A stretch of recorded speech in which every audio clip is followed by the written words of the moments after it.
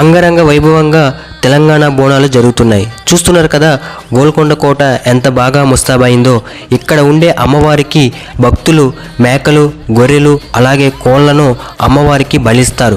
దాని తర్వాత ఇక్కడే వంట చేసుకొని వాళ్ళ యొక్క చుట్టాలు బంధువులతో భోజనాలు చేసి అమ్మవారిని దర్శించుకుంటారు. అయితే ఇక్కడికి హైదరాబాద్ సిటీ నుంచే కాకుండా అవుట్కట్స్ నుంచి కూడా చాలామంది భక్తులు ఇక్కడ బోనాలు సమర్పించుకుంటారు.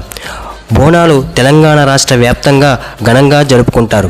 అయితే గోల్కొండ బోనాలంటే ప్రత్యేకమనే చెప్పుకోవాలి. అమ్మవారి పూజలు చేసి పాటలు వేసి ఆ అమ్మవారిని శరణ వేడుకుంటారు.